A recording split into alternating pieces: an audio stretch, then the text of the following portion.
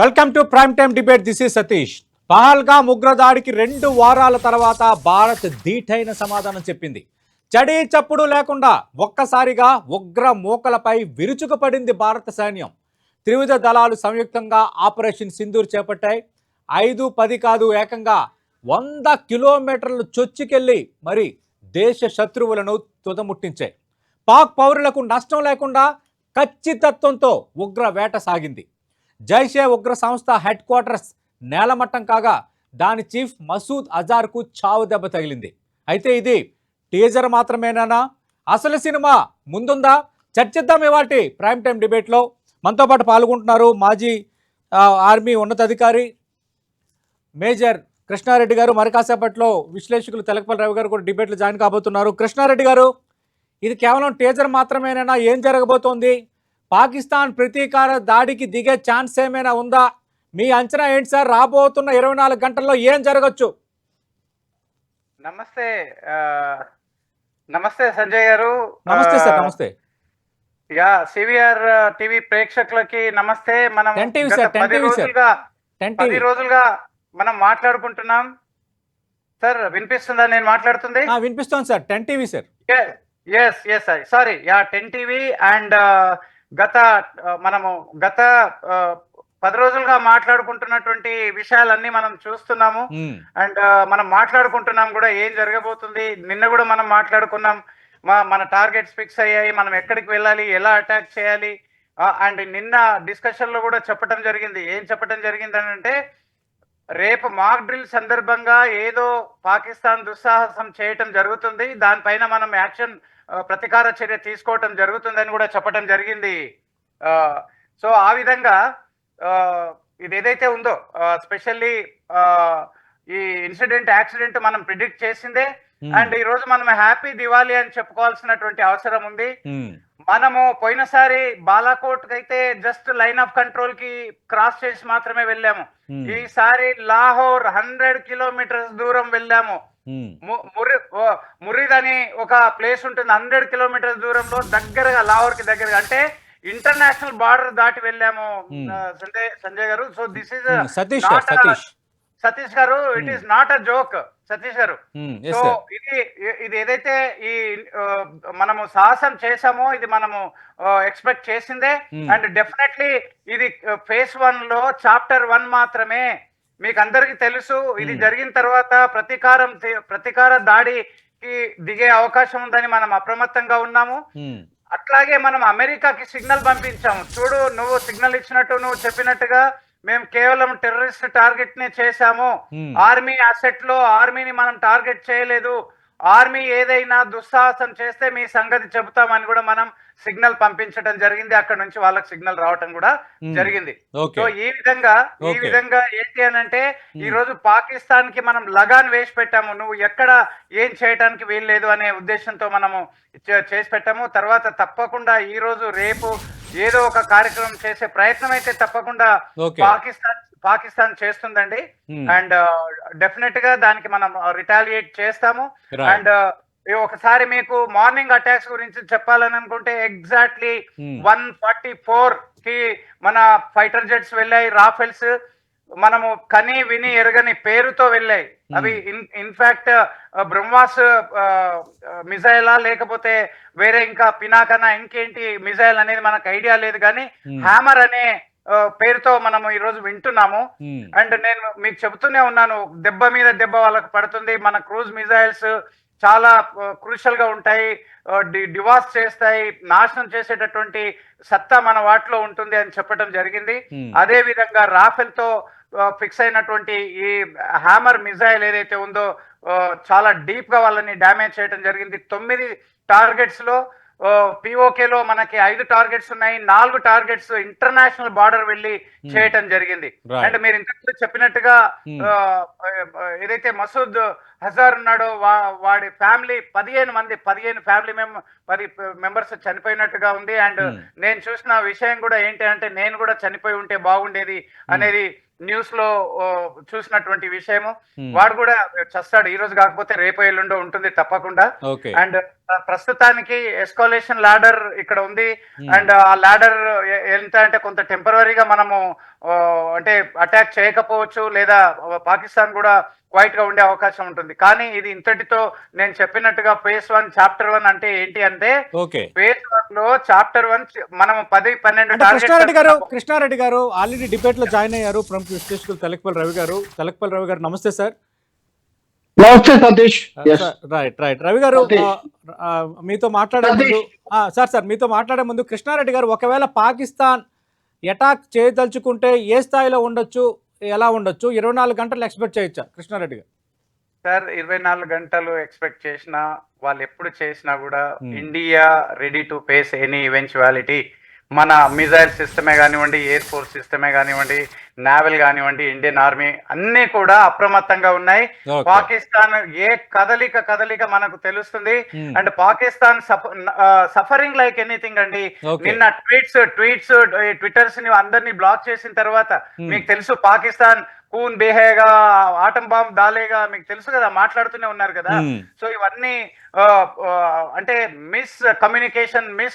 ప్రపంచానికి miss communication పంపించడం ద్వారా ఒక వచ్చేటటువంటి ప్రాబ్లం ని మనం ఆల్రెడీ ట్విట్టర్ తో 2 రోజుల ముందే బ్లాక్ చేసాం కంప్లీట్ గా. అండ్ ఇంకొకటి, మనం ఈ రోజు ఏమనుకున్నాం, మాక్ డ్రిల్స్ అనుకున్నాం. ఇండియాలో 400 డిస్ట్రిక్ట్స్ లో మాక్ డ్రిల్ అనుకున్నాం. నేను నిన్న ఛానల్లో, బహుశా మీ ఛానల్లోనే అనుకుంటాను, నేను చెప్పింది ఏంటి అని అంటే, ఈ మాక్ డ్రిల్ చేస్తున్నటువంటి ఆ సందర్భంలో పాకిస్తాన్ దుస్సాహసం చేసే అవకాశం ఉంటుందని కూడా చెప్పడం జరిగింది. సో అదే నైట్ రోజు లైన్ ఆఫ్ కంట్రోల్ లో normal firing, small arms firing జరిగేది. ఈ రోజు వాళ్ళు ఆర్టిలరీ ఫైరింగ్ కూడా చేయడం జరిగింది ముజఫర్పూర్ ఏరియాలో. అవును. దాని తర్వాతనే మనము ఈ యాక్షన్ తీసుకోవడం జరిగింది. ఇది ఇంటర్నేషనల్ కమ్యూనిటీకి కూడా తెలియాల్సినటువంటి అవసరం ఉంది.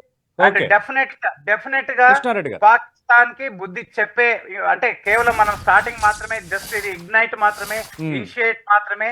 డెఫినెట్ రైట్, ఖచ్చితంగా మిగతా కూడా మనం మాట్లాడదాం. తెలకపల్లి రవి గారు, ఇది కేవలం టేజర్ మాత్రమేనైనా ఇంకా మిగిలే ఉంది అంటూ ఆర్మీ చీఫ్ చేసిన ట్వీట్ మనం చూసాం. మరోవైపు పాకిస్తాన్ ఉద్రిక్తతలు తగ్గుముఖం పట్టేందుకు మేము సిద్ధంగా ఉన్నామని పాక్ రక్షణ మంత్రి అన్నట్టుగా కొన్ని వార్తలు వచ్చాయి.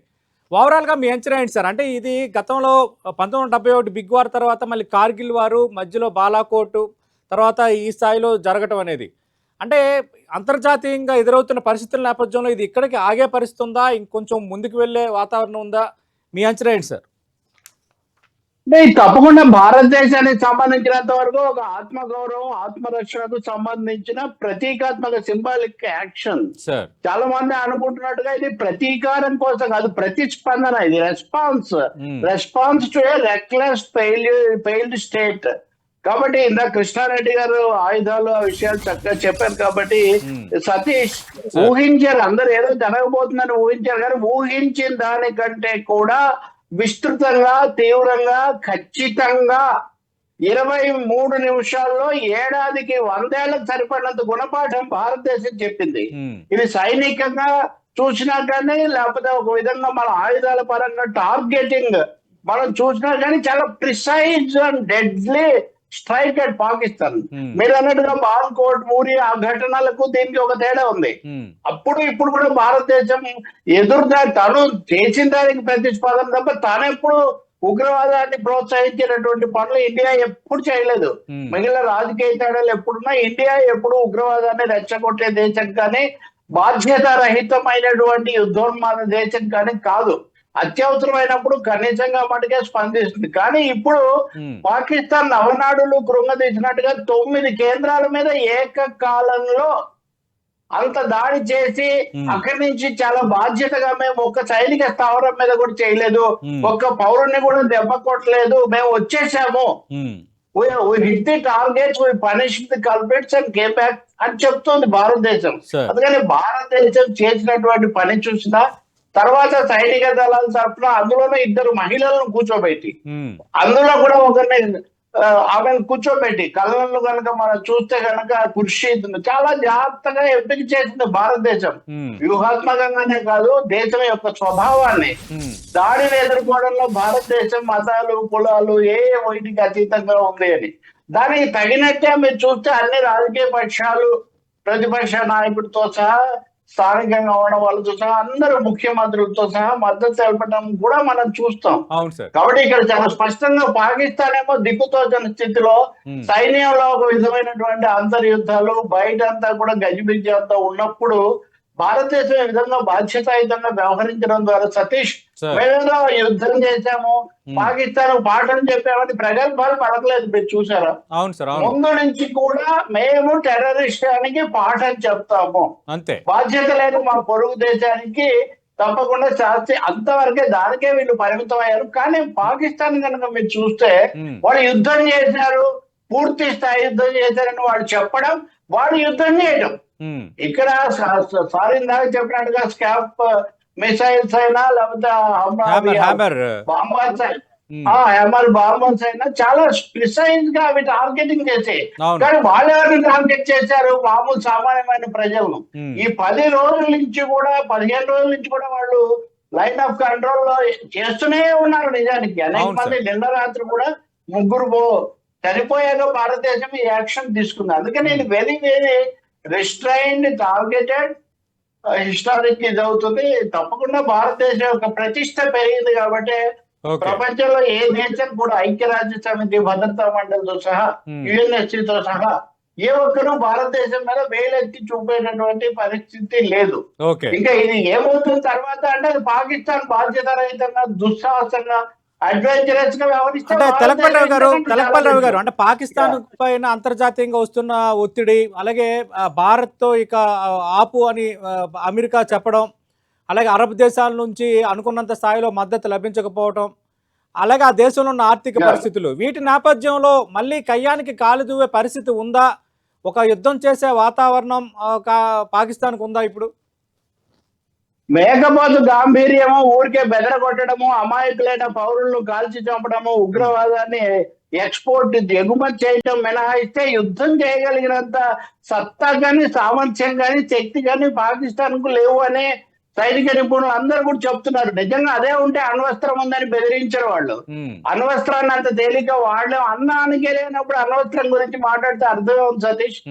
అది ఊరికినే బూచిలాగా దాన్ని చూపిస్తున్నారు తప్ప దాన్ని అంత వాడేటంత సత్తా వాళ్ళకి అక్కడ లేదు. కానీ వాళ్ళు ఏదో ఒక చిచ్చు పెట్టడం అయితే ఖాయం. చిచ్చు పెడుతూనే ఉంటారు. 3 కారణాల వల్ల వాళ్ళకి చాలా కక్షగా ఉంది. కాశ్మీర్ మళ్ళీ పునరుద్ధరణ జరిగి అక్కడ ఒక ప్రజాస్వామిక ప్రభుత్వం ఏర్పడింది. రెండోది టూరిజం తో సహా కాశ్మీర్ కలకల్లాడే పరిస్థితి ఉంది. మూడోది బెలూచిస్తాన్ లో భారతదేశం ఏదో చేస్తుందనే ఒక ఈ 3 కక్షలు పెట్టుకొని వాళ్ళు చేతకాకపోయినా పక్కదో పట్టించడానికి హైజాక్ చేయడానికి ఈ పని చేశారు. కానీ భారతదేశం ప్రొవోక్ కాలేదు. ప్రొవోక్ కాకుండా టార్గెటెడ్.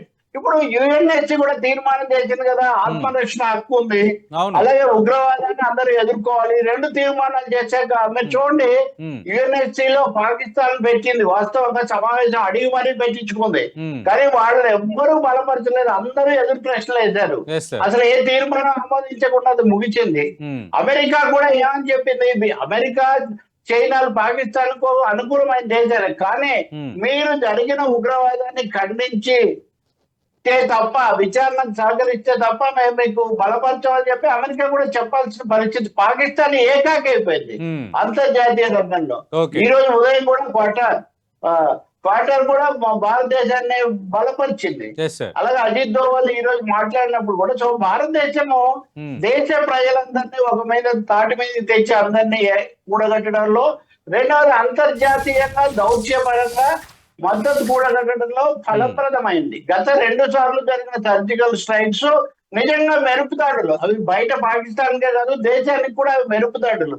కానీ మెరుపుదాడులు కావు, ఇవి మార్కెట్తో సహా దేశమందరినీ, అంటే సైన్యానికి పౌర ప్రభుత్వము పౌర సమాజం మద్దతు తీసుకున్నటువంటి ఒక ఏకోన్ముఖమైనటువంటి దాడులు ఇవి. అందుకే ఇంత జయప్రదం అవుతున్నాయి. ఇవి కొత్త లెసన్ చెప్తున్నాయి. కొంతమంది పోలుస్తున్నట్టుగా దీన్ని గాజా ఇజ్రాయెల్ తో పోల్చడం కూడా అర్థం లేదు. అవి దురహంకారమైన దుర్మార్గమైన దాడులు. ఇక్కడ భారతదేశం ఆత్మరక్షణ కోసం అబ్సల్యూట్లీ సార్, మీరు అన్నట్టుగా చాలా మంచి మాట వాడారు మీరు ఇందాక. ప్రతీకారం కాదు, ప్రతిస్పందన ఇది అని. కృష్ణారెడ్డి గారు అంటే పాకిస్తాన్ కవ్వింపు చర్యలకు ఖచ్చితంగా పాల్పడొచ్చు అన్నది ఒక అంచనా. ఆ పాక్ రక్షణ మంత్రి అయితే మేము ఈ విషయంలో కొంత ఆచితూచే వ్యవహరిస్తున్నాము, అలాగే ఉద్రిక్తతలు తగ్గుముఖం పట్టేందుకు సిద్ధంగా ఉన్నామని ఒక సంకేతం అయితే ఇచ్చారు. కానీ మనకు తెలుసు ఎక్కడైనా దేశం చేతులు ఆర్మీ ఉంటుంది, కానీ ఆర్మీ చేతులు దేశం ఉన్న పరిస్థితి ఒక పాకిస్తాన్లోనే ఆ వైచిత్రం మనకి కనిపిస్తుంది. కానీ అందుకు ఖచ్చితంగా ఏదో ఒక రకంగా పాక్ దాడి చేయొచ్చు అన్నది అందరూ అంటున్నది. చేస్తే ఏ రకంగా ఏ మోడల్లో చేయొచ్చు? ఎందుకంటే రాజస్థాన్, పంజాబ్, గుజరాత్, అటు JKLOCతో పాటు ఈ 3-4 రాష్ట్రాల బోర్డర్ కూడా పాకిస్తాన్కు ఉంది. ఎటువైపు నుంచి చేయొచ్చు? మీ అంచనా ఏంటి? యాక్చువల్లీ ఇప్పుడు మనము పాకిస్తాన్ గురించి ఒకవేళ ఆయుధాల ప్రకారంగా అంచనా వేసినట్టయితే వాళ్ళు by air to surface missiles అయితే ప్రస్తుతానికి వాళ్ళు యూజ్ చేయలేరండి మన మీద. ఎందుకు అనంటే మనం ఎంత అప్రమత్తంగా ఉన్నాము అనంటే వాళ్ళ ఏ ఎయిర్ ఫీల్డ్ లో ఫైటర్ టేక్ ఆఫ్ చేసినా మనము పసిగట్టేటటువంటి పరిస్థితి. మన రడార్ సిస్టమ్, మన కమ్యూనికేషన్ సిస్టమ్ ఏదైతే ఉందో ఈ రోజు పక్కడ్బందీగా ఉంది, ఫుల్ ప్రూఫ్ గా ఉంది. సో అలాంటి సిచ్యువేషన్ లో వాళ్ళ దగ్గర 300-400 కిలోమీటర్స్ అని చెప్పుకుంటున్న కొన్ని గన్ పౌడర్ తో నింపినటువంటి కొన్ని మిజైల్స్ ఉన్నాయి. వాటిని ఎక్కడో పబ్లిక్ ప్లేస్ లో వేసే అవకాశం ఉంటుంది. దట్ టు సర్ఫేస్ ఎక్కడో లోపల ఉండి పేల్చేటటువంటి అవకాశం ఉంటుంది. కానీ మన దగ్గర యాంటీ మిజైల్ సిస్టమ్ కూడా ఎఫెక్టివ్ గా ఉంది కనుక అది చేయరు. ఒకవేళ ఎందుకు చేయరు అనేది చెప్తాను నేను. ఒకవేళ వాళ్ళు చేస్తే ఈ యుద్ధం కంటిన్యూ అవుతుంది, ఫుల్ ఫ్లెడ్జ్ వార్ అవుతుంది. మనం ఊరికే కూర్చోము. మనము బాలాకోట్ లో వెళ్ళినప్పుడు వాళ్ళు ప్రతీకార చర్యగా 2వ రోజు F-16 పంపించినప్పుడే మనము వెంటాడి ఒక F-16 కొట్టినటువంటి అభినందన్ ఏదైతే ఉందో అక్కడ మనం ఆగిపోయాము. ఈసారి ఆగిపోయే పరిస్థితి లేదండి. మనము we prepared for full war. ఈ రోజు మీకు తెలుసు, మనం మాట్లాడుకుంటున్నాం రోజు నేవీ ఫుల్ ఫ్లెడ్జ్ గా హరిహరంత్, సూరత్ న్యూక్లియర్ క్యాపబిలిటీ ఉన్న వార్షిప్స్ అన్ని డిప్లాయ్ చేసి ఉన్నాయి, రైట్? సో ఇన్ని ఉన్నాయి గనక డెఫినెట్ గా పాకిస్తాన్ ఇంత డేర్ చెయ్యదు అనేది మాత్రం నేను అనుకుంటున్నాను సందీప్ గారు. So I think definitely Pakistan ఏదైనా దుస్సాహసం చేస్తే మాత్రం మనం ఉండము. కానీ నేను ఒకటి స్ట్రాటజికల్ గా ఏం చెప్తానంటే, ఇది ఈ రోజు ముగిసేటటువంటి ఇది కాదు, ఇది ఈ రోజు ముగిసేటటువంటి యాక్టివిటీ కాదు. ఇది కంటిన్యూ అవుతుంది. 1 వీక్ పట్టొచ్చు, 10 డేస్ పట్టొచ్చు, 15 డేస్ పట్టొచ్చు. ఓకే, వాళ్ళు డిసిప్లిన్ గా ఉండి ఏదైనా ఖాళీలు పట్టుకుంటే మోడీ గారు కరుణించే అవకాశం ఉంటది. కానీ వాళ్ళు తరతరాలు అంటే ఆ మొక్కని మొలవకుండా మనం చూడాల్సినటువంటి అవసరం ఉంది కనుక డెఫినెట్ గా వాళ్ళు ఇలాంటి సాహసం చేయరని నేను అనుకుంటున్నాను సంపత్ గారు. అండ్ ఇంకొకటి, నాకు కొంచెం వేరే ఛానల్స్ వెయిట్ చేస్తున్నాయి. Thank you so very much Ravi సాబ్, thank you. And you are so and చాలా మీరు వివరిస్తున్నారు, తప్పకుండా కంటిన్యూ చేయండి. అండ్ ఒకటి అండి, ఈ రోజు మనం దివాళీ సెలబ్రేట్ చేసుకోవాలి. అండ్ ఆల్ ద బెస్ట్ అండి. Thank you. Right, thank you Krishna Reddy గారు. తెలకపల్లి రావు గారు, అంటే ఇది ఇక్కడతో ఆగదు, వారం రోజుల, 2 వారాల, నెల రోజుల ఎంతైనా జరగచ్చని కృష్ణారెడ్డి గారు అంటున్నారు. ఆయన కూడా అటు కార్గిల్ వారిలో పాల్గొన్న వ్యక్తి. ప్రధానంగా ఆయన జీవితం మొత్తం కాశ్మీర్ ఆపరేషన్స్ లోనే కీలకంగా ఉంది. మెయిన్ టాస్క్ ఫోర్స్ టీంలోనే ఆయన ఉన్నారు. అంటే ఇక్కడ ఇంకో అంశం, ఇప్పుడు అమెరికా చెప్పింది, తర్వాత ఐక్యరాజ్య సమితిలోని వ్యతిరేకత వ్యక్తమవుతోంది, అరబ్ దేశాల నుంచి మద్దతు కొరవడుతోంది. అయినా పాకిస్తాన్కి ఏం చూసుకొని ధైర్యం, ఏం చూసుకొని ఇంకా మనకు పైన కవ్వింపు చర్యలకు పాల్పడడం కానీ, అలాగే LOCలోని కాల్పులకు నిన్నటి నుంచి కాల్పడుతుండడం, అలాగే మన పౌరులు మరణించడం, కొన్ని క్యాజువాలిటీస్ ఉండడం కానీ. సతీష్, అందుకే మనం దుస్సాహసం అనే పదం వాడుతున్నాం ఇక్కడ. ఇది సాహసం కాదు, ఇది దుస్సాహసం, బరితెజింపు. వాళ్ళకి ఇంకేం లేదు. వాళ్ళు వాళ్ళ యొక్క మహారాజ పోషకుల నుంచి డబ్బులు తెచ్చుకోవాలన్నా వ్యవస్థను, సైన్యము, మతాచార్యులు, కార్పొరేట్లు కలిపి ఆ దేశ ప్రజలను పీడించాలన్నా వాళ్ళకున్న ఒకే ఒకటి భారతదేశాన్ని ఒక బూచిగా చూపించడం. ఒక మాట గుర్తుపెట్టుకోండి, చాలా మంది భారత పాకిస్తాన్లు చాలా కాలంగా పోట్లాడుతున్నాయని అమెరికా వాళ్ళు అన్నారు, ఇతర దేశాలు కూడా. 2 దేశాలు పోట్లాడడం పాకిస్తాన్ కుట్రల వల్లనే. భారతదేశం మీద అటువంటి రికార్డు ఎక్కడ కూడా లేదు. జరిగిన 4 యుద్ధాలు కూడా ఆ విధంగానే జరిగింది. ఏజెంట్ ప్రొవోకేటర్ ఎవరంటే ఇక్కడ పాకిస్తాన్ తప్ప ఇండియాకి సంబంధం లేదు. ఈసారి ఇంకో క్వాలిటేటివ్ డిఫరెన్స్, గుణాత్మకమైన తేడా ఉంది సతీష్. ఉరి తర్వాత బాల్కోట్ ఆ సమయంలో వాళ్ళు మిలిటరీ టార్గెట్స్ మీద చేశారు, సూసైడ్ బాంబర్స్ వచ్చారు, అది. కానీ ఈసారి చాలా అమాయకులైన టూరిస్టులను అమానుషంగా హత్య చేశారు.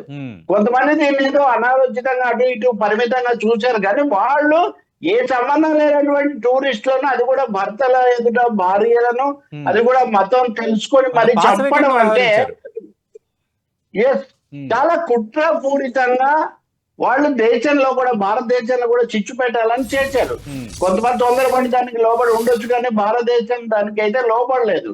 కాబట్టి ఈ విషయంలో వాళ్ళు తొందరపడ్డారో వీళ్ళు తొందరపడ్డారో అనే ప్రసక్తి లేకుండా భారతదేశం మొత్తం ప్రపంచానికి తెలిసేటట్టుగా కుళ్ళ దాడి చేసింది.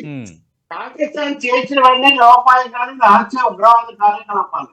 భారతదేశం ఒక సార్వభౌమిక దేశంగా, బాధ్యతాయుత దేశంగా, బహిరంగంగా ప్రజలకు, ప్రపంచానికి చెప్పి మళ్ళీ చేసింది. పైగా మేము ఉగ్రవాదాన్ని సాక్ష్యాలు చూపించేది ప్రభుత్వం అడుగుతుంది, ప్రపంచం అడుగుతుంది, ఐక్యరాజ్యానికి అడుగుతుంది, పాకిస్తాన్ బలపరిచే వాళ్ళు అడుగుతారు. అందుకని ఈసారి వాళ్ళ రక్షణ మంత్రి ఆసిఫ్ మేము అమెరికాలో ఉగ్రవాదాన్ని పోషిస్తూ వచ్చామని చెప్పినటువంటి వీడియో ప్రపంచమంతటి కూడా దొరికింది. అలాగే రెచ్చగొట్టిన స్టేట్మెంట్స్, ఈ ఓవర్ అనేటటువంటి ఈ జనరల్, అతని జిహాదీ జనరల్ అంటూ ఉంటారు, అతని భాష కూడా ఆ విధంగా ఉంటుంది. సతీష్, ఇక్కడ కీలకమైన విషయం అంటే అంత ముందు కాలంలో వచ్చే వరకు పాకిస్తాన్ సైన్యానికి సమైక్యత, పటిష్టత, సమగ్రత ఇట్లాంటి మోటో ఉండేది. కానీ జీవోపాయంలో ఆఫ్ఘనిస్తాన్ వచ్చిన తర్వాత వాళ్ళు దేవుడు, మత రక్షణ, మతం కోసం ఎవరితో అయినా పోరాటం, మూడు మోటోలుగా పెట్టుకుంది పాకిస్తాన్ ఆమె. ఆ దాన్ని ఏ విధంగా చెప్తూ చేయించుకున్నారు. ఇప్పుడు ఈ మొదటి తప్పించుకోవడానికి కూడా అసలు ఉంటాడా లేదా, అతని పైకి ఇస్తున్నా అందరూ ఒకే మీద అతన్ని దుస్సాహసం చేశాడు. అసలు అతనే 100 కంపెనీలకు యజమానట. సైన్యానికి సరఫరా చేసే కార్పొరేట్ కంపెనీలను అతని చేతిలో ఉన్నాయి. ఇప్పుడు మనం దాడి చేసినటువంటి 9 కేంద్రాలు కనుక మనం చూస్తే అవి వీళ్ళకి సహాయపడే ఆసుపత్రులు, ట్రస్టులు, ఇట్లాంటి బోర్డులు పెట్టుకొని ఉన్నాయి. కాబట్టి ఉగ్రవాదులకు రకరకాల పేర్లతో సరిహద్దుల్లో పెట్టినటువంటి ఇవి పెంపుడు ఏమైనా నర్సరీలు అంటారే, ఇవి జర్నలిస్టు నర్సరీలు లాగా ఉన్నాయి. వీటిని ముందుగా ఐడెంటిఫై చేయడం భారతదేశం యొక్క గొప్ప విజయం. వాటి చెప్పినట్టు మిసైల్స్ టార్గెట్ చేయడము, పైగా ఈమె మిసైల్స్ దాడి చేసి ధ్వంసం చేస్తుంటే కనుక్కోలేకపోయినా పాకిస్తాన్ సైనిక పాఠం ఏ స్థాయిలో ఉందో కూడా మీరు ఊహించవచ్చు. అందుకే వాళ్ళు ఎప్పుడు మూతల యుద్ధాన్ని కోరుకుంటారు. కశ్మీర్ లో రహస్యంగా వచ్చి, అడవుల నుంచి వచ్చి, కొండల నుంచి వచ్చి దొంగ క్రాంతిస్తానికి ఎందుకు ప్రభుత్వం కూడా. కాబట్టి ఇక్కడ చాలా స్పష్టంగా పాకిస్తాన్ బలహీనతలు సమాజంలో కూడా, ఇప్పుడు ఉదాహరణకు సర్వే చేస్తే పాకిస్తాన్ ప్రజల్లో 73% మంది ఉగ్రవాదాన్ని వాళ్ళు ఏమాత్రం సమర్థించడం చెప్తున్నారు. మీరు ఉదయం ప్రత్యక్ష ప్రసారంలో భారతదేశం ధ్వంసం చేసిన ఉగ్రవాద కేంద్రాల దృశ్యాలు చూడండి. ప్రజలు ఏదో అయిష్టంగా ఏదో ఒక విధంగా జరిగిందని చూస్తున్నారు, ఎవరు జైలు కొట్టడం లేదు, భారత్ ఖండించడం లేదు. ఎంతకాలం ఉగ్రవాదం మన దేశం ఇలా కొనాలని పోతుంది అనే ఒక దేశంలోనే ఓడింపు చాలా వ్యతిరేకత ఉంది.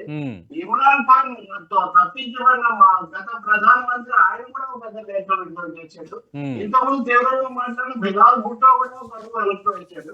కానీ పాకిస్తాన్ సమాజంలో కూడా ఈ చర్యకి మద్దతు లేదు.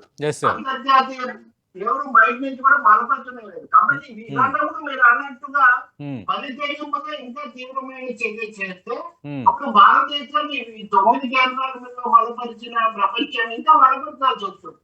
ఏ ఒక్కరు కూడా ఖండించలేదు ఇండియాను. మీరు చూడండి, డిగ్రేడబుల్ అని, ధరన్ అని, ఒక ట్రంప్ అయితే జనంగా అన్నటువంటి పదాలు వాడుతున్నారే కానీ ఎవరు ఖండించే పరిస్థితి లేదు. ఇక్కడ ఏ జాతి కాదు, ఏకైక ఇబ్బంది ఏదో చిన్నగా దీనిలాగా తయారైంది పాకిస్తాన్ పరిస్థితి.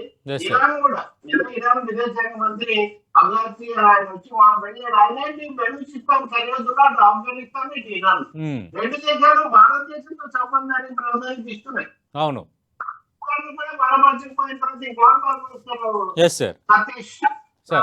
అది పాకిస్తాన్ యొక్క దుస్సాహసానికి పరాకాష్ట జరిగిన దాడి. తలకపల్లి రవి గారు, ప్రతిసారి కూడా పాకిస్తానే ప్రొవోక్ చేస్తోంది. అటు యుద్ధాలు జరిగిన, అది చిన్నపాటి యుద్ధమైనా పెద్ద యుద్ధమైనా మనదే పైచేయి అవుతోంది. అంటే ఈ పాక్తో పేచి ఆపలేమా జీవితాంతం మనం? అంటే నెక్స్ట్ తరాలు, ఆ నెక్స్ట్ తరాలకి భారత్కు ఇది ఇంక ఈ సమస్య ఇలాగ కంటిన్యూ అవటమేనా? ఎండ్ ఎక్కడ? అంటే ఒకటేమో ఇస్లామిక్ టెర్రరిజం, రెండవది టెర్రరిజం యొక్క స్వభావం, మూడవది పాకిస్తాన్ బలపరుస్తూ ఆయుధాలు ఆర్థిక సాయం చేసే అమెరికా లాంటి దేశాలు. అఫ్ కోర్స్ కొంతమంది చైనా అంటారు, చైనా మద్దతు ఉంటుంది, కానీ చైనా ఎప్పుడు ఇలాంటి యుద్ధాల్లో పాకిస్తాన్ బలపరచడం అనే పరిస్థితి వాళ్ళు ఎప్పుడు చేయడం లేదు. మీరే పరిష్కరించుకోండి అని. అమెరికానే నిన్న మీరు పోట్లాడుకోండి, మీకు ఆయుధాలు ఇస్తాము అన్నారు. కాబట్టి ఇక్కడ ఇలా ఉండాల్సిందేనంటే ఉండాల్సిన అవసరం లేదు. మనం కాశ్మీర్ ను పూర్తిగా విశ్వాసంలోకి తీసుకుంటే, అలాగే దేశంలో మనం అందరినీ ఇప్పుడు ఏ విధంగా అయితే పంచపాండవులు కౌరవులు ఇతరులతో మనలో మనం పోట్లాడుకున్నా ఇతరులతో పోట్లాడాల్సి వస్తే మనం 105 మందిమే అనే మనం వింటుంటాం భారతం గురించి. ఆ విధంగా దేశం అంతటినీ ఒక తాటి మీద మనం తెచ్చుకొని కాశ్మీర్ ని అదుపు చేసుకుంటే దీన్ని ఎదుర్కోవచ్చు. ఇంకోటేమో ఆక్రమిత కాశ్మీర్ గురించి చెప్తుంటారు. ఇప్పుడు ఉదాహరణకు ఆక్రమిత కాశ్మీర్ విముక్తి దీని అంతటి గురించి. కానీ India is a responsible country. ప్రపంచ దేశాల మద్దతుతో ముందుకు వెళ్ళాలని చూస్తుంది కాబట్టి ఇది జరుగుతుంది. మీరు చాలా దేశాల్లో చూస్తారు కదా, ఉగ్రవాదాన్ని అంతం చేద్దామని ఇప్పటి వరకు పాలస్తీనియన్లకు దేశం ఇవ్వకుండా అలా పెట్టినా కానీ వాళ్ళని కూడా ఇజ్రాయెల్ లొంగ తెచ్చుకోలేకపోతుంది. సైనికంగా మాత్రమే ఇంకొకరిని ఏదో చేయగలమని పాకిస్తాన్ అనుకుంటే అది జరిగేటటువంటి వ్యవహారం కాదు. కానీ పాకిస్తాన్ కు అంతర్జాతీయ మద్దతుదారులు లేకుండా పోతే గనక పరిస్థితి వేరే. ఇంకోటేమో మనకు ఆయుధ బలం ఉంది, ఒక్క రోజులో చేసేస్తాము, 5 రోజుల్లో చేసేస్తామని మీరు చూడండి. ఎవరైనా సైనిక అధికారులు కానీ లేకపోతే భారత ప్రభుత్వం కానీ అలా మాట్లాడలేదు. అలాగే ఇప్పుడు కూడా మనం ఇలా మాట్లాడుతున్నాం కానీ ఈ రోజు ఉదయం మాట్లాడిన సైనిక ప్రతినిధులు అలా చెప్పలేదే. వాళ్ళు అసలు ఆ విధమైన ప్రకటన ఏదో విజయ గర్వంతో భారత్ మాట్లాడటం లేదు. ఈ వివాదం సమర్చుకోవాలి, ప్రశాంతత కావాలి మనకేదో జగజ్జాతలనే ఒక లేబుల్ మనమేం కోరుకోవడం లేదు. కాబట్టి ఈ సమస్య పరిష్కారం ఒకటే. కాశ్మీర్ లో ముందు సాధారణ పరిస్థితి తెచ్చుకుంటే, కాశ్మీర్ లో ఒక పురుగు ప్రవేశించినా గానీ దాన్ని బయటపెట్టగలిగినటువంటి నిఘా సమస్యం. కార్గిల్ అప్పుడు నివేదిక ఉంది, సతీష్ కమిటీ వేశారు. ఆ తర్వాత మొన్న కూడా ఉంది. నిఘా వైఫల్యాలు ఇందులో చాలానే ఉన్నాయి. రెండోది అంతర్జాతీయ శక్తులు కొంతమంది ప్రత్యేకించి ఉగ్రవాదులు మద్దతు ఇస్తున్న వాతావరణం కూడా దాన్ని ముగించాలి. దాన్ని కనుక స్వస్తి పలకగలిగితే కనుక అది నిజమైన బ్రహ్మాస్త్రం. ఇప్పుడు నేను అనుకుంటాను పాకిస్తాన్ అంత దుస్సాహసం చేయదు. అరే 9 చోట్ల వచ్చి దాడులు చేస్తుంటే నేను ఇందాక అన్నట్టు కనిపెట్టలేనంత దురవస్థలో ఉంది వాళ్ళ నిఘా ఇది కానీ ఆ వ్యవస్థలు కానీ. కాబట్టి అక్కడ ప్రజలే వాళ్ళకు పాఠం చెప్తారు. ఇప్పుడు భారతదేశం చెప్పింది 23 నిమిషాల్లో పాఠం చెప్పి వెనక్కి వచ్చేసింది. అంతేగాని మేము ఇంకా శాశ్వతంగా లొంగ తీసుకుంటాం అది ఇదని ఇండియా ఏమైనా మాటలు చెప్పట్లేదు. కాబట్టి చాలా రోజులుగా ఇప్పుడు 4 సార్లు 5 సార్లు ఓడించారు. పరిమిత యుద్ధాల్లో ఓడించాము, పూర్తి యుద్ధాల్లో ఓడించాము. కానీ దానికి సమయం సందర్భం ఉంటుంది. మీకు మాట చెప్తాను సతీష్. ఫీల్డ్ మార్షల్ మానెక్ షా బంగ్లాదేశ్ యుద్ధానికి ముందు ఇందిరాగాంధీ ఆయన పిలిపించి మాట్లాడి, మానెక్ షా గారు మనం ఇప్పుడు బంగ్లాదేశ్ ను విముక్తి చేయాలి, పాకిస్తాన్ తో యుద్ధం చేయడానికి మీ సైన్యం సిద్ధంగా ఉందా అని అడిగితే ఆయన ఏం చెప్పారు అంటే, అమ్మా పాకిస్తాన్ లో బంగ్లాదేశ్ లో పొలాలు ఇప్పుడు అక్కడ వర్షాలకు అంతా చాలా చిత్తడిగా ఉంటాయి, మనం ఇప్పుడు చేయడానికి అనుకూలమైంది కాదు, అది కొంచెం ఆగండి మీరు, మేము చేస్తాం అని చెప్పి ఆయన చెప్పారు. ఇది చాలా ఆయన ఆత్మకథలు కూడా రికార్డ్ చేశారు. సైన్యానికి ఆ మాత్రం వ్యవధి ఇచ్చేసరికి తర్వాత క్రమ పద్ధతిలో వెళ్ళి 80,000 మంది పాకిస్తాన్ సైనికులు లొంగిపోయారు అప్పుడు భారతదేశానికి ఆ యుద్ధంలో. కాబట్టి సమయం సందర్భం చూసి అందరినీ కలుపుకొని ఆయుధ సంపత్తి కూడా పెంచుకొని వ్యూహాత్మకంగా వెళ్తే పాకిస్తాన్ సైనిక శక్తుల యొక్క కుట్రలను ఎదుర్కోవడం భారతదేశానికి ఏమి సమస్య కాదు. దానికి ఒక సమయం పడుతుంది. రెండవది అంతర్జాతీయ వేదికల మీద కూడా మనం ఒక క్రమ పద్ధతిలో వెళ్లాల్సి ఉంటుంది. బహుశా ఈసారి ఆ కసరత్తు ఆ ఎక్సర్సైజ్ ఇండియా చాలా భారీ ఎత్తున చేసింది. మీరు చూస్తే ఈ దాడి జరిగిన రోజున ఏది వాళ్ళు ఆ మరణకాండ చేసిన రోజున మోదీ ఎక్కడున్నారు? సౌదీ అరేబియాలో ఉన్నారు. వాళ్ళ మద్దతు తీసుకునేటటువంటి పరిస్థితి. కాబట్టి తప్పకుండా ప్రపంచ దేశాల శాంతి శక్తుల మద్దతుతో భారతదేశం ఈ కుట్రలకు స్వస్తి చెప్పగలుగుతుంది ఏదో ఒక స్థాయిలో. కానీ దాన్ని కాశ్మీర్ ను మనతో తెచ్చుకోవడం చాలా అవసరం. అందరం ఒప్పుకుంటాం కాశ్మీర్ భారతదేశంలో అంతర్భాగం అని మన రాజ్యాంగంలో, లేకపోతే 370 అసలు ఉండేది కాదు కదా. దాని మీద రాజకీయం నేను ఇప్పుడు చెప్పడం లేదు. అంతర్భాగం. కానీ కాశ్మీర్ లో ఇండియా కూడా అంతర్భాగం కావాలి. ఇండియాలో కాశ్మీర్ అంతర్భాగం. కానీ కాశ్మీరీలలో కూడా అటువంటి వాతావరణం తీసుకొని వచ్చి వాళ్ళలో ఉన్న అపోహల దూరాలు తగ్గించాల్సిన ఒక బాధ్యత మటుకుంది. ఈసారి కాశ్మీర్ అసెంబ్లీ కూడా ఏకగ్రీవంగా తీర్మానం చేసింది సతీష్. ఉమ్, దీని దాడిని ఖండిస్తూ బీజేపీ ఏది నేషనల్ కాన్ఫరెన్స్ కూడా మీరు చూడండి వచ్చినటువంటి ఏకాభిప్రాయం. కానీ ఏంటి అంటే మీతో చెప్తున్నా ఉన్న పరిస్థితి ఇప్పుడేమి జరుగుతుంది కాబట్టి ఏమి అంటే అక్కడ సైనిక సమీక్ష చేస్తే కాశ్మీర్ ముఖ్యమంత్రికి అక్కడ చోటు ఉండదు. ఉమ్, ఇప్పుడు అది పూర్తిగా కేంద్ర పాలిత ప్రాంతం. అవును. కాశ్మీర్ లో ఏం జరిగినా కేంద్రానికే బాధ్యత. ఇక్కడి నుంచి వాడు దాన్ని అదుపు చేయాలి. ఉమ్, కానీ యుద్ధం చేయాల్సింది చాలాసార్లు కార్గిల్ తో సహా ఈ యుద్ధాలు ఎక్కువ భాగం జరిగింది కాశ్మీర్ లో. ఉమ్, కాబట్టి కాశ్మీర్ ను కూడా మనం పూర్తిగా మానసికంగా భౌతికంగా మనతో కలుపుకుపోయే అవకాశం ఆ విధానం మనం తీసుకోవాల్సి ఉంటుంది. ఇప్పుడు నైతికంగా భారతదేశానికి గొప్ప మద్దతు ఉంది, ఉమ్, సైనికంగా చక్కటి ఆధిక్యత ఉంది, దౌత్యపరంగా పూర్తి మద్దతు ఉంది. కాబట్టి ఇలాంటి సమయంలో కనుక క్రమ పద్ధతిలో సంయమనంతో మత సామరస్యాన్ని ప్రజల ఐక్యతను కాపాడుకుంటే తప్పకుండా గుణపాఠం చెప్పొచ్చు. రాత్రి 1 గంట నుంచి 1:30 లోపల 23 నిమిషాల్లో పాకిస్తాన్ కు కొన్ని సంవత్సరాలకు దశాబ్దాలకు కావాల్సినంత గుణపాఠం చెప్పబడింది. ఇంకా వాళ్ళు దుస్సాహసాలు చేసినా దానికి వాళ్ళు అనుభవించాల్సి ఉంటుంది. అయితే ఈ కృషి కొనసాగించాలి. ఇక చేసేసాము ఇంకా అంత యుద్ధంతోనే కాదు, యుద్ధం ఉంటుంది, రణనీతి, దాంతో పాటు దౌత్య నీతి కూడా మనం పాటించాల్సి ఉంటుంది. అలా చేస్తే తప్పకుండా ఒక కాలంలో కొంత టార్గెటెడ్ గా మనం ఈ లక్ష్యాన్ని సాధించవచ్చు. అలా చాలాసార్లు సాధించాం కాబట్టి ఈ దేశం ఈ మాత్రం ప్రశాంతంగా ఉంది. లేకపోతే సరిహద్దుల్లో వీళ్ళు ఎక్కడ ఒక్కరోజు కూడా ఊరుకోరు వాళ్ళు. కాబట్టి ఆ గాలింపు అది సాగుతూ ఉండాలి. అది ప్రజల మీద కాదు, ప్రత్యర్థుల మీద ఆ స్పష్టతతో మనం చేయాల్సి ఉంటుంది. అంటే రవి గారు మీరన్నట్టుగా మనం కూడా చూసాం కాశ్మీర్లో ఆర్టికల్ 370 రద్దు తర్వాత కొంత పరిస్థితులు సద్దుమణిగాయి, టూరిజం డెవలప్ అయింది, అది కూడా ఒక రాష్ట్రంగా ఒక వాతావరణం క్రియేట్ అయింది. అందువల్ల టూరిస్టు ఎప్పుడైతే ఫ్లో పెరిగిందో దాన్ని ఒక సాఫ్ట్ టార్గెట్గా టెర్రరిస్టులు వాడుకున్నారు, పహల్గామ్లో దుశ్చర్యకు పాల్పడ్డారు. అంటే ఇప్పుడు కాశ్మీర్ భవిష్యత్తు ఎలా ఉండబోతుంది, కాశ్మీర్ మీద ఇంపాక్ట్ ఎలా ఉండబోతుంది ఈ చర్యలతో? నేను చెప్తున్నాను కదా సతీష్, ఇప్పుడు 370 రద్దు చేయడం వల్ల పాకిస్తాన్ కాశ్మీర్ లో తమ ఏదో చొరబడ్డానికి అవకాశం వచ్చిందని వాళ్ళు అనుకున్నారు. ఈ దేశంలో ప్రతిపక్షాలు అలాగే కాశ్మీర్ లో పాలక పార్టీగా ఉన్న నేషనల్ కాన్ఫరెన్స్ తో సహా అందరూ 370 పునరుద్ధరించాలి, పూర్తి రాష్ట్ర ప్రతిపత్తి ఇవ్వాలని చెప్పి వాళ్ళు అడిగారు. కానీ ఇప్పుడు అది ప్రధానం కాదు, దేశం మీద జరిగిన ఈ దాడిని ఎదుర్కోవడం ప్రధానం అని చెప్పి ఒమర్ తో సహా చెప్తున్నారు, ఒమర్ అబ్దుల్లాతో సహా. అందుకని కేంద్రం కూడా ఇప్పుడు పెద్ద మనసుతో దీర్ఘ దృష్టితో కాశ్మీర్ యొక్క ప్రతిపత్తిని పునరుద్ధరించి వాళ్ళని కూడా విశ్వాసంలోకి తీసుకుంటే మరింత మద్దతు అక్కడ లభిస్తుంది. అక్కడ బలం ఏర్పడినప్పుడు కాశ్మీర్ పాకిస్తాన్ కు బుద్ధి చెప్పే అవకాశం కూడా చాలా ఎక్కువగా వస్తుంది. కానీ ఇప్పుడు అది తక్షణ ఎజెండా కాదు కదా. 370 తర్వాత కాశ్మీర్ ఏమైంది అది ఒక పెద్ద అది ఒక చర్చ. కానీ ప్రస్తుతం అది పాకిస్తాన్ కి అయితే ఉపయోగపడదని తేలిపోయింది. 370 ఉండకపోయినా కాశ్మీరీలు పాకిస్తాన్ ఎత్తి పెట్టుకునే పరిస్థితి ఎప్పటికి కూడా ఉండదు. అది కూడా వాళ్ళ కక్ష కదా కారణం పాకిస్తాన్ సైన్యాధికారికి. అతను ఏమన్నాడు, జనరల్ మునీర్ జగ్లర్ రైన్ అన్నాడు, అంటే జీవనాడి కాశ్మీర్ లో సజీవంగా ఉంది, అది జీవనాడి కాదు, అది భారత్ జీవనాడి. కాశ్మీర్ వాళ్ళకి లేదు. ఆ జీవనాడి ఆ బొడ్డు పందం పేగు పందం భారతదేశంతో ఉంది, కానీ వాళ్ళకు పాకిస్తాన్ తో లేదు. అది కుటిలంగా వీళ్ళు సృష్టించిన దాన్ని ఈ దెబ్బతో ఈ బ్రహ్మాస్త్రంతో అది కాస్త ఛేదించినట్టే. Right. Thank you Telakapalli Ravi garu. ఖచ్చితంగా మీరు అన్నట్టుగా దేశం మొత్తం ఆత్మగౌరవంతో ఆలోచించాల్సిన సమయం.